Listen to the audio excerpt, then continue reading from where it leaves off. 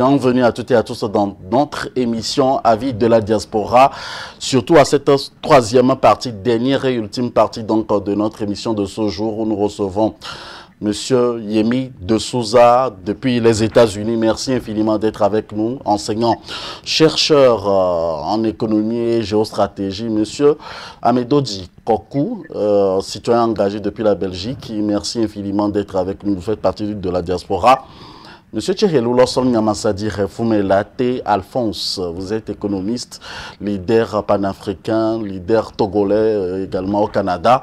Merci à tous d'être avec nous. Nous abordons la dernière partie, comme je viens de le dire, et ça concerne donc les perspectives pour l'année nouvelle, les recommandations, les solutions que nous pouvons proposer comme membres de la diaspora. Mais bien avant qu'on en arrive là, il y a un vent de réconciliation qui souffle à l'horizon.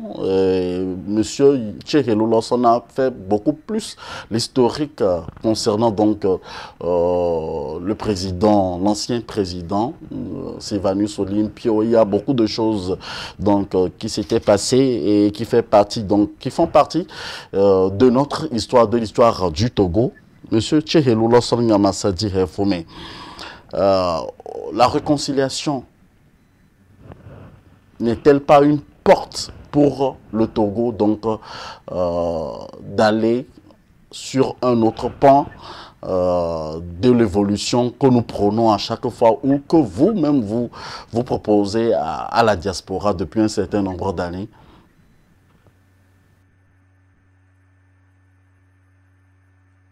Il semble que vous avez fermé votre micro, je ne vous reçois pas. Allez-y. Allez-y donc. Je ne vous reçois toujours pas. Je ne vous reçois toujours pas. Alors, Monsieur Philippe Amedodji, allons-y avec vous. Sur cette question, on va revenir sur Monsieur Tcherelou Lawson. Vous m'entendez? Parfait. Je ne sais pas. Vous parlez de réconciliation, en tout cas d'une dynamique dans laquelle le Togo se trouverait Oui. actuellement, qui soit un fait. J'en suis pas au courant. Il faudrait que vous éclairiez ma lanterne. C'est peut-être une actualité tellement récente que cela a échappé à ma vigilance ou à mon attention. Alors, quand on voit l'actualité sur beaucoup de presse en ligne, il y a beaucoup d'interventions. Je veux citer certaines personnes, par exemple, Dr Karte qui avait proposé que la réconciliation serait, par exemple, une porte pour permettre à notre pays, le Togo. Il n'y a pas que lui, il y a d'autres aussi qui ont réagi, probablement sur d'autres antennes. Mais puisque c'est l'actualité, il y a Madame Awa Nana aussi qui avait réagi par rapport et qui a proposé donc que la réconciliation serait aussi une porte. C'est pourquoi je vous pose la question, vous qui êtes à la diaspora aujourd'hui, si on se permet de vous poser la question sur cette réconciliation qui peut-être serait la proposition de certains radicaux opposants qui semblent tourner dans le sens d'une nouvelle approche qui est la réconciliation aujourd'hui. Qu'en dites-vous? D'accord. Si la dynamique de réconciliation qui semble être en vogue actuellement, ou en tout cas enclenchée, consiste à encore leurrer les Togolais à des fins électoralistes, en tout cas pour dire que, ben voilà, nous vous avons mis devant le fait accompli, la Cinquième République est là, il suffit d'entrer dans la danse, la musique est en cours, il suffit de jouer. Moi, je crois que euh, elle n'est pas sincère. Ok. Euh, on ne peut pas, d'un revers de main, chaque fois, ça ne sera pas la première fois, à chaque fois, faire des torts aux Togolais, ok, dilapider les ressources publiques, puis après dire, on veut être pardonné et faire comme si de rien ne s'était passé. Euh, à tout de moins, il faudrait un acte de contrition ou en tout cas un acte qui permettent de dire, ou en tout cas de juger de la sincérité de la démarche. Si ce sont les gens d'en face, qui sont des Togolais, qui ont le droit également de jouir des ressources et du bien commun qu'est le Togo, qui proposent à ce que nous, de la diaspora, qui avons subi, ou nous, des Togolais, de 80%, voire plus, qui sont au Togo, qui subissent quotidiennement la violence politique, économique et financière, sociale du régime mis en place par Yadéman et perpétué par son fils, je ne crois pas qu'il soit sage de refuser une main de réconciliation tendue. Mais il y a des préalables. En l'occurrence, et chez Elou, on parle souvent la rupture. Si c'est pour continuer la même chose, en faisant rentrer dans le jeu, comme sur une scène de théâtre, d'autres acteurs, que ce soit la diaspora ou des gens ou des leaders politiques au Togo, je crois que ça ne marchera pas. Donc, pour moi, et j'aimerais également dire que c'est ça le problème de la gouvernance au Togo. On cherche toujours des faux fuyants. Si la dictature au Togo, incarnée aujourd'hui par Faure Gnassingbé et son gouvernement, avec tout ce qu'ils font subir aux Togolais, que ce soit la violence physique, la violence militaire, la violence politique, la violence financière et économique, s'ils ont réellement envie de tourner la page pour que tous et toutes se sentent Togolais, jouir des libertés, jouir des ressources, jouir des biens du Togo, ils savent parfaitement ce qu'il faut faire. Ce n'est pas trouver des gens pour distiller ça sur les médias, pour faire croire que ils ont la volonté de faire autrement. D'accord? Donc, ils savent comment faire, ou en tout cas, s'ils ne le savent pas, qu'ils demandent conseil pour que nous puissions aller de l'avant. C'est tout ce que nous espérons du Togo qui, jusqu'à présent, je considère, est et restera un bien commun. Merci, monsieur Amedodi. Je vous rappelle à tous que le clergé en a parlé, les prêtres catholiques, monsieur Pedro Amouzou, monsieur Kolani, monsieur Nabouja, si j'ai bonne mémoire aussi, monsieur Kwasi Kloucha aussi en fait référence. Donc, ce sont mes éléments que j'ai. C'est pour ça que je ramène le sujet pour avoir vos avis sur la question. Monsieur Tchehelou Lawson Yamassadi Réformé.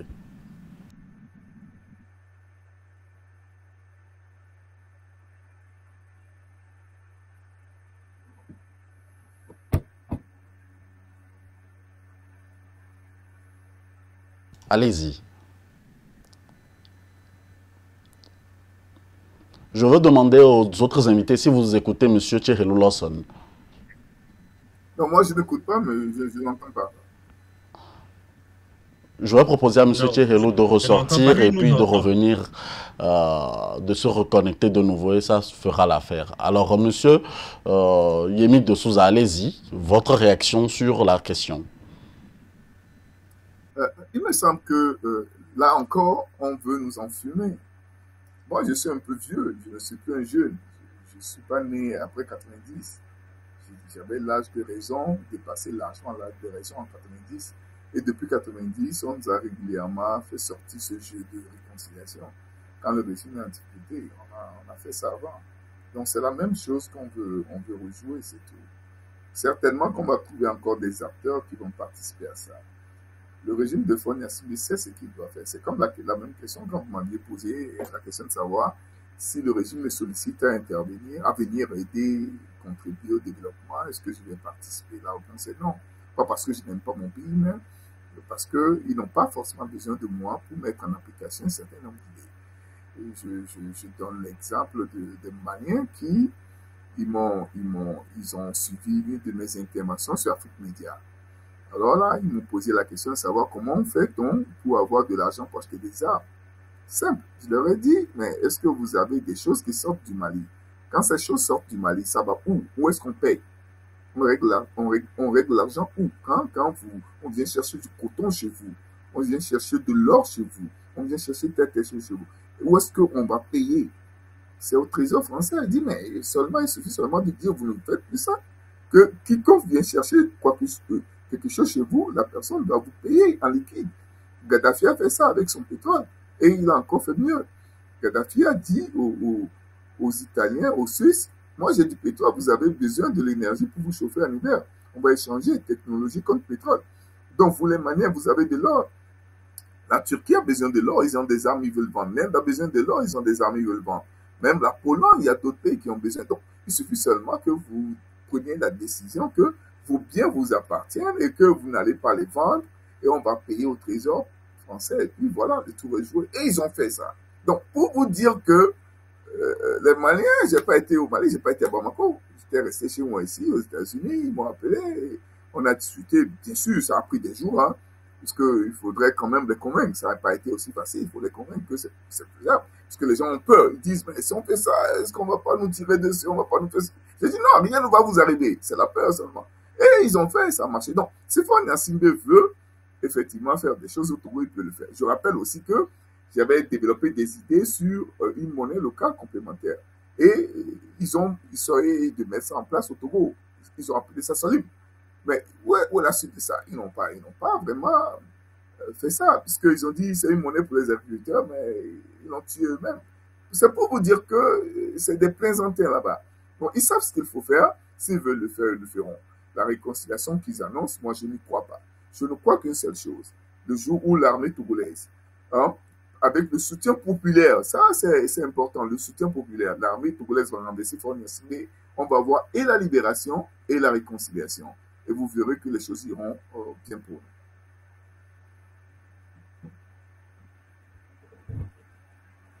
Merci, Monsieur Yemi de Souza. Monsieur, cher Alphonse. Est-ce que vous m'entendez maintenant? Parfait, okay. Allez-y. Ben, je ne sais pas ce qui s'est passé, c'est les aléas du direct, désolé.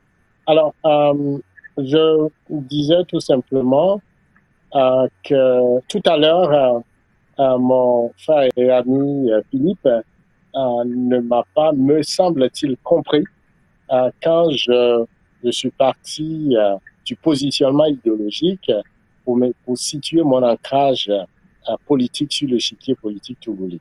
Alors, sur la question de la réconciliation, je voudrais quand même, ça me permet justement de rebondir encore sur la question pour expliquer à mon ami, peut-être qu'il comprendrait mieux ce que je veux dire.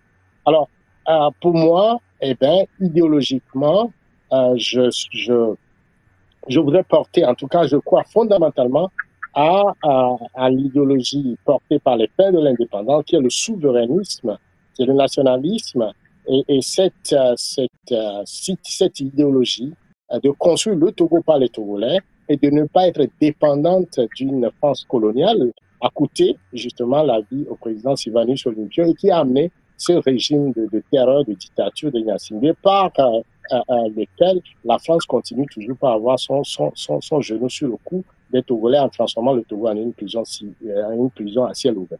C'est fondamentalement le sujet. Et donc, en 90, grâce à la révolution des Togolais le 5 octobre, eh ben, il y a eu donc l'émergence politique, mais le parti le plus qui a pu s'organiser autour du fils de Sylvanus Olympio, c'est Gilchrist Olympio, c'est l'UFC. Malheureusement, la stratégie de lutte qui passe par l'électoralisme face à une dictature violente qui ne veut pas du tout laisser le pouvoir a amené, avec les pressions des uns des autres, a amené Gilchrist Olympio à signer cet accord de 2010 et qui, quelque part, était en déphasage avec l'idéologie souverainiste libératrice du Togo, ce qui a amené l'ANC.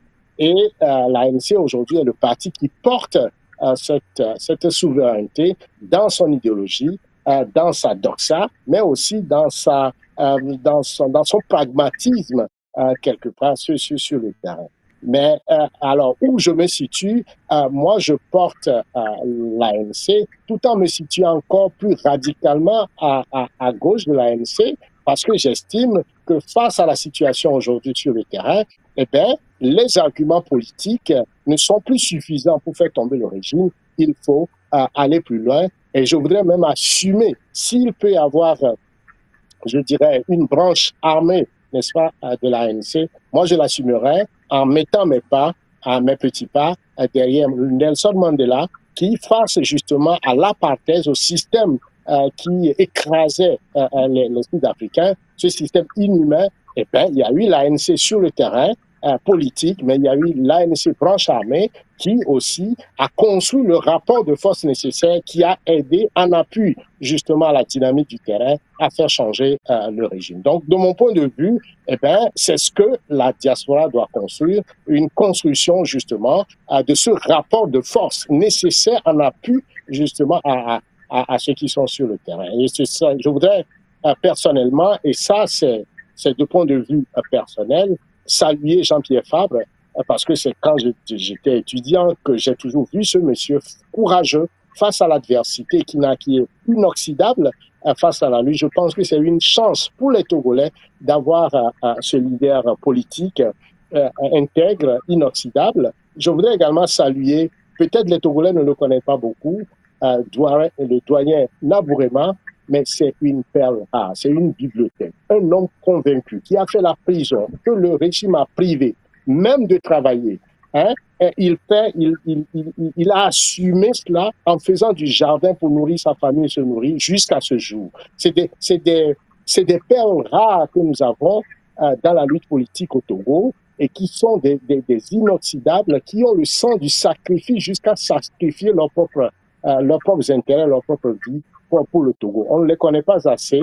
Il me semble que c'est eux qui, moi, personnellement, m'inspirent. Et si la méthode qu'ils proposent au régime togolais, par les élections, par le dialogue, ne suffit pas, il faudrait que le régime sache qu'il y a des Togolais qui vont aller encore plus loin qu'eux en créant les conditions de rapport de force nécessaires pour faire en sorte que le monopole de violence ne soit pas de l'apanage seulement de Faure Gnassingbé, mais aussi d'autres Togolais sont capables de lui apporter la rupture fondamentalement pour créer les conditions, n'est-ce pas, du bien vivre en respectant les trois fondamentaux, n'est-ce pas, de la démocratie. Le premier, c'est l'isocratie, c'est-à-dire l'égalité de l'ensemble des citoyens devant le pouvoir et que chaque Togolais capable doit avoir le droit d'assumer le pouvoir à tous les échelons, que ce soit sur le territoire togolais. Le deuxième élément fondamental, c'est l'isonomie, c'est-à-dire la capacité ou le droit de chaque Togolais d'être soumis à la même loi.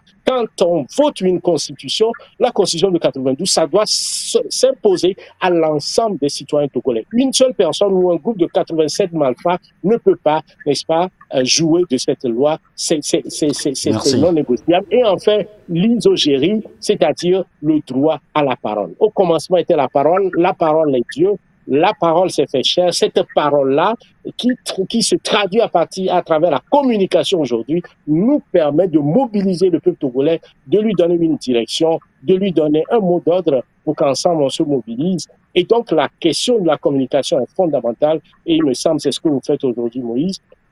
Et on vous remercie pour ça. Et il me semble que l'isogérie nous permet aujourd'hui d'avoir le droit à la parole, de dire ce que nous pensons et de faire sauter tout le système scélérat d'oppression qu'on impose aujourd'hui aux partis politiques au Togo, à la société civile et à l'ensemble des citoyens togolais. Donc, je crois que... Merci, M. Thierry Loss. Nous allons aborder donc... J'ai une question à M. Thierry. Ici, c'est moi qui pose la question. Allez-y, monsieur Yemi de Souza. Allez-y. Ok, j'entends développer l'idée de lutte armée, branche armée de l'opposition. Comment ça peut se faire? Parce que je me dis, si au Togo, on doit mener une lutte armée, on aura en face de nous l'armée majoritairement kabylie. J'ai cherché à voir... On ne va pas faire ce débat aujourd'hui. Hein. Je préfère qu'on fasse ce débat un autre jour avec des spécialistes en la matière. Cette idée d'une lutte armée, il me semble que c'est une idée qui démobilise, qui va même à l'encontre qui va même à l'encontre de la stratégie de sortie de crise. Parce que ça laisse les gens croire qu'il y aura d'autres qui seront constitués, qui viendront avec des moyens militaires à libérer le peuple. Non, il faut mobiliser le peuple avec, comme M. Thiel lui-même l'a dit, la parole. Avec la parole, on peut faire. Si avec la parole, on peut mobiliser le peuple, avec la parole du peuple, on peut mobiliser l'armée pour faire partie de Fognassibé. C'est tout ce que j'aimerais. Merci infiniment à vous pour votre compréhension. Merci d'être toujours avec nous. Si vous permettez, nous allons terminer l'émission en toute beauté. Je sais que vous n'avez pas le temps. Vous m'avez fait la faveur de faire violence sur vos temps et j'en fais bon usage. Il nous reste encore 10 minutes. 1 minute pour ma question, 3 minutes pour les conclusions, vos avis en même temps.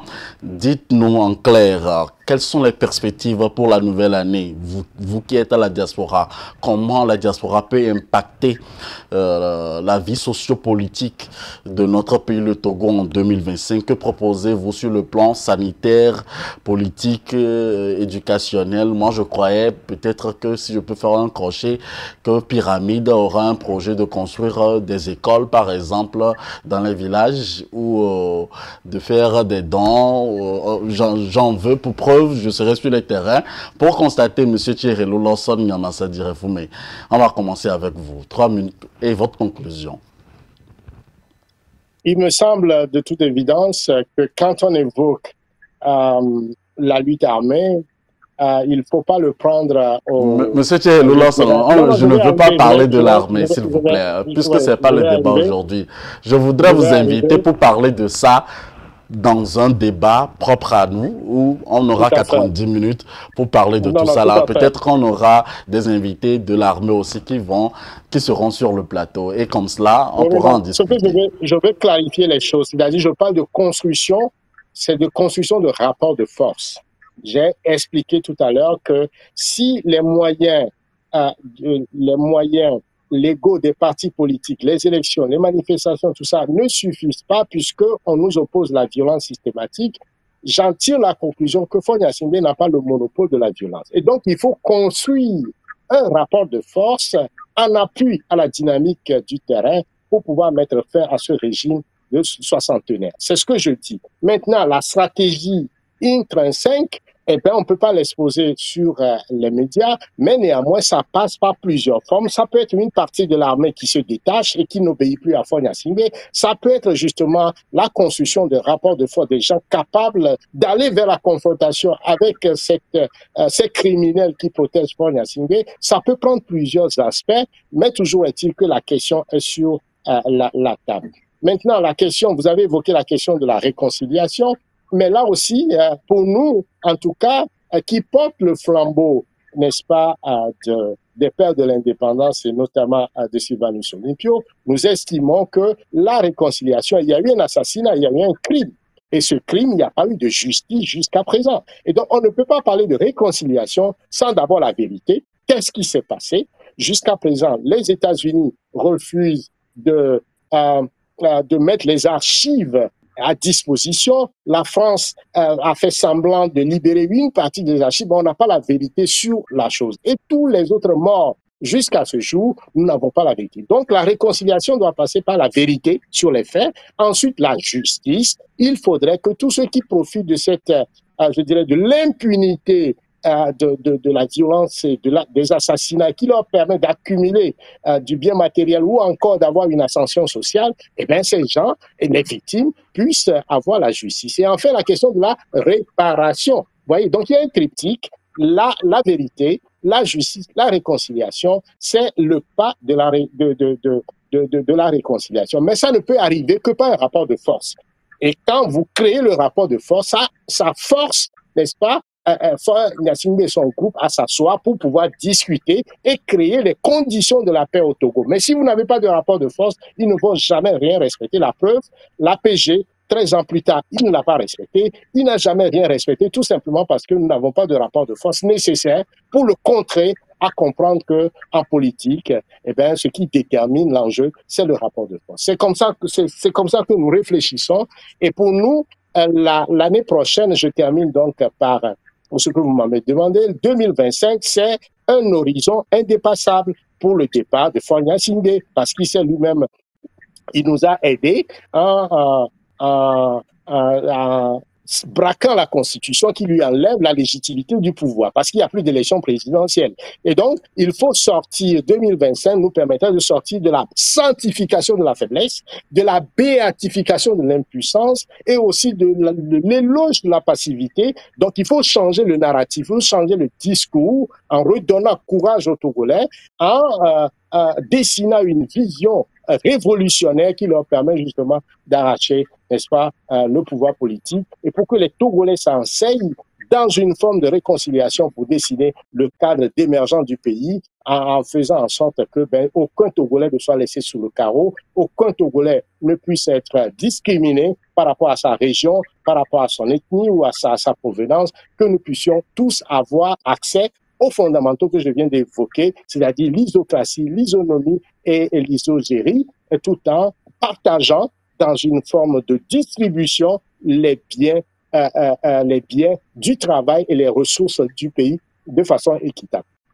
C'est de ça qu'il s'agit. C'est ce que moi j'envisage alors comme vœu, non seulement pour le peuple togolais, mais aussi cette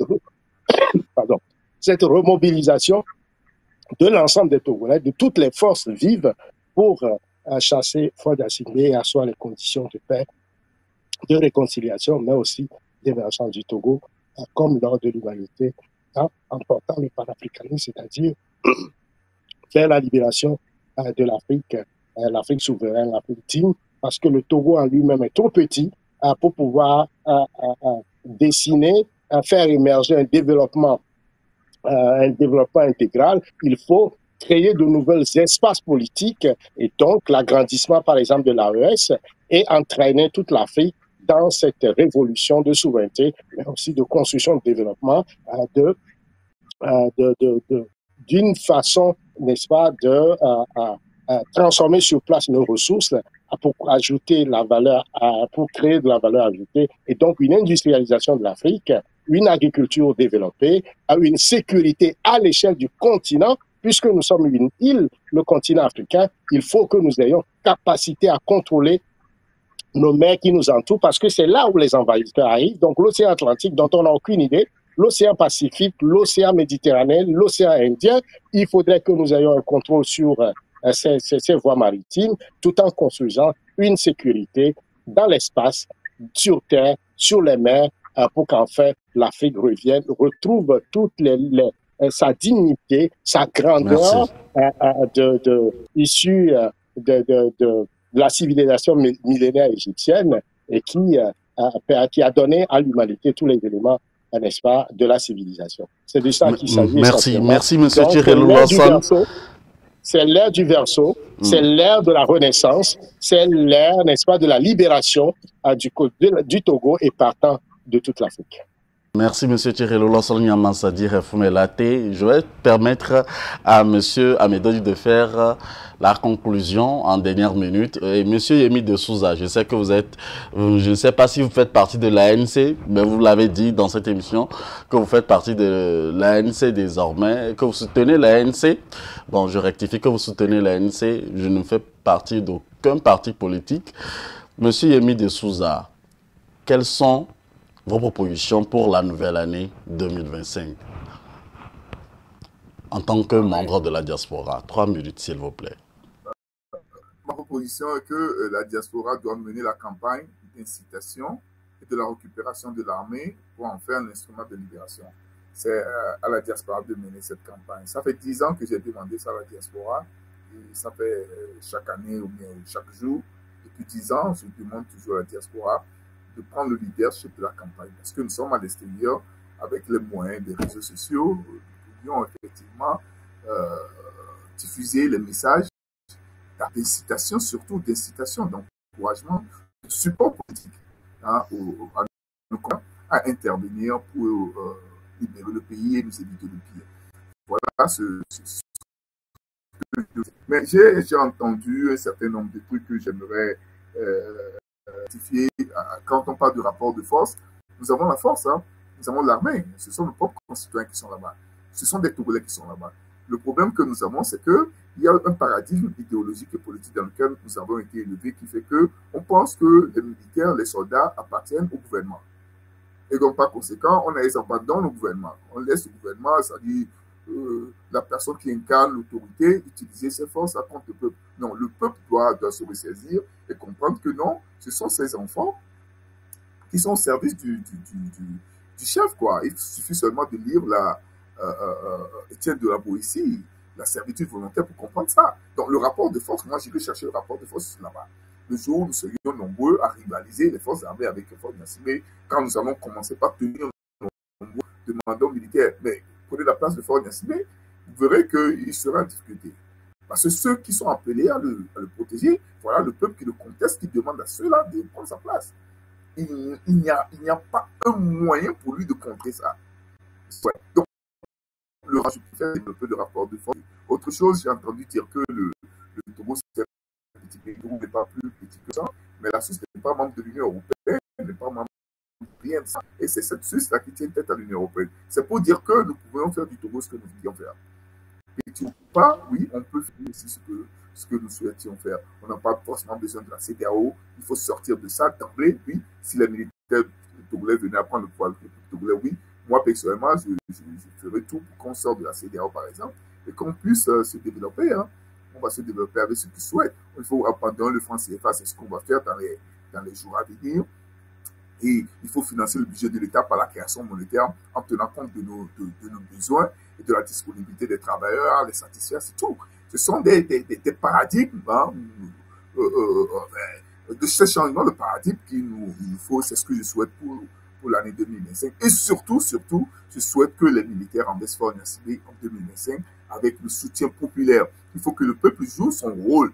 Si le peuple ne joue pas son rôle de moteur, hein, de soutien politique aux militaires, ça ne se fera pas. Les militaires peuvent peut-être le faire, mais ça va prendre du temps. Ce qu'il y a, c'est que nous sommes nombreux à demander sur les réseaux sociaux et sur le terrain, avec des traces papier, avec des graffitis sur les murs, appelant les militaires à intervenir. Oui, ils le feront. Que la diaspora se pète aussi, que la diaspora prenne sur les réseaux sociaux afin que le message puisse aller loin, très loin. Merci. Merci à vous, Monsieur Yemi de Souza. Vous êtes enseignant, chercheur et géostratégiste. Merci d'avoir participé à notre émission. Monsieur Amedodi Kokou, votre proposition pour la nouvelle année 2025 et votre conclusion.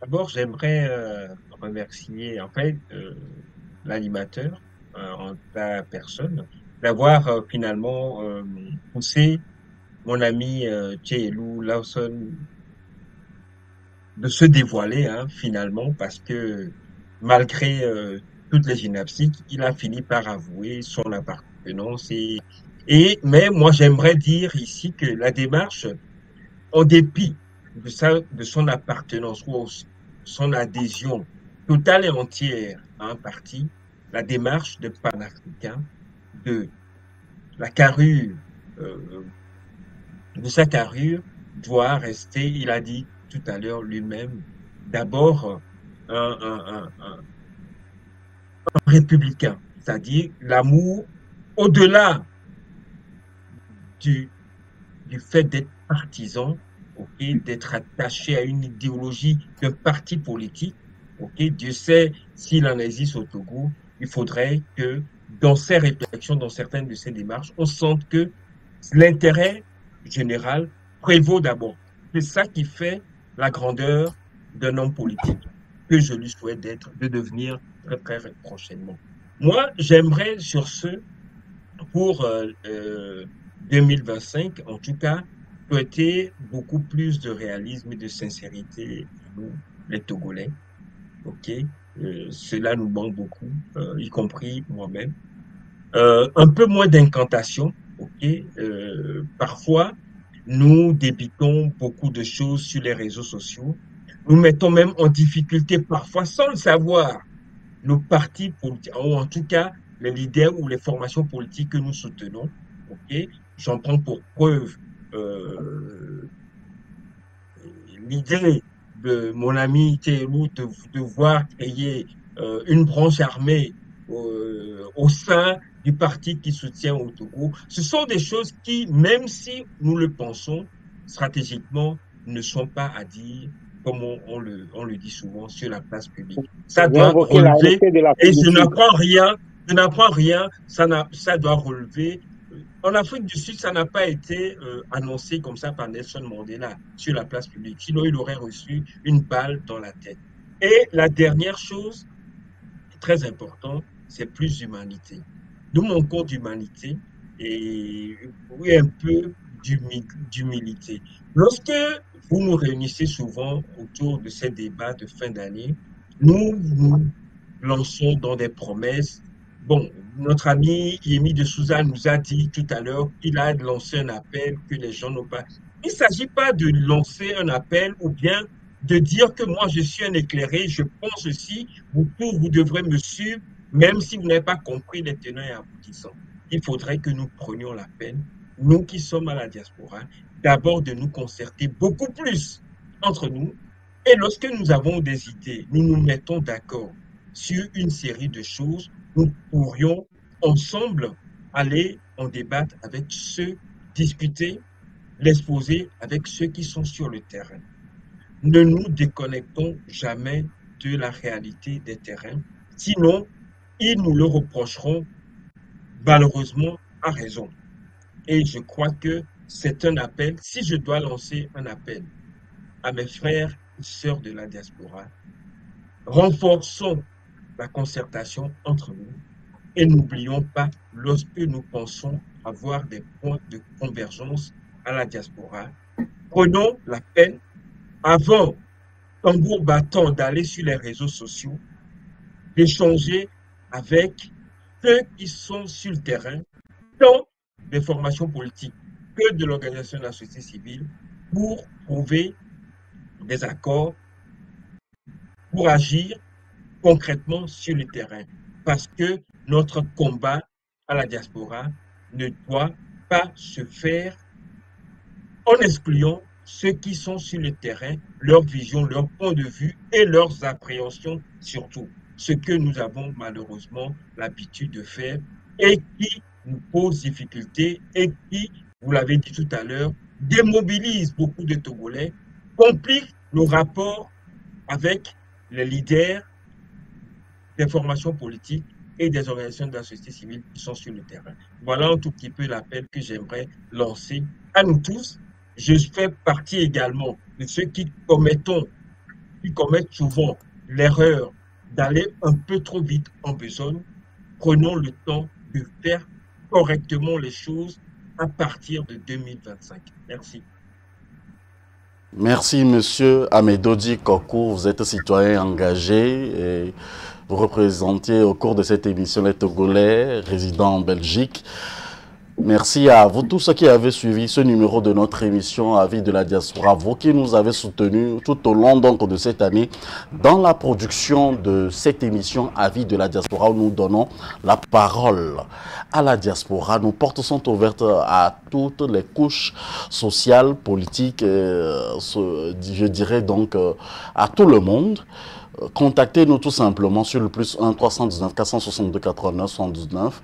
Nous ferons une émission de qualité, non sur TikTok ou parler en désordre, puisqu'ici, c'est la qualité qui prône. Nous voulons, par ma petite voix, au nom de toute l'équipe de AfroHub TV, vous présenter nos vœux les meilleurs de santé, de prospérité et surtout de succès dans vos entreprises. Merci à tous nos panélistes qui ne cessent de nous soutenir comme ils peuvent et de partager bien entendu nos émissions qui sont toujours en coupure sur notre chaîne YouTube. Merci à vous qui nous donnez votre temps pour nous suivre, pour nous corriger, pour nous faire des suggestions. C'est très important. C'est le Togo qui gagne, c'est l'Afrique qui gagne.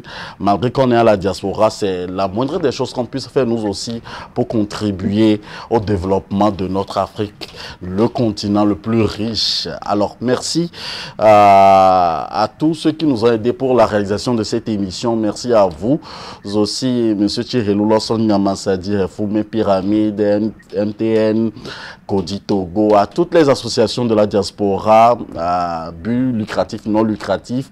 Monsieur Amedodi, merci à vous. Monsieur Yemi de Souza, merci à vous. À tous les avocats qui nous soutiennent et nous serons ensemble pour 2025. N'hésitez pas à nous contacter si vous êtes aussi intéressé par nos émissions. Vous êtes juste africain, contactez-nous pour des débats constructifs puisque c'est l'Afrique qui gagne. Bonne suite de programme sur la meilleure chaîne, la voix de la diaspora africaine. Ciao, bye.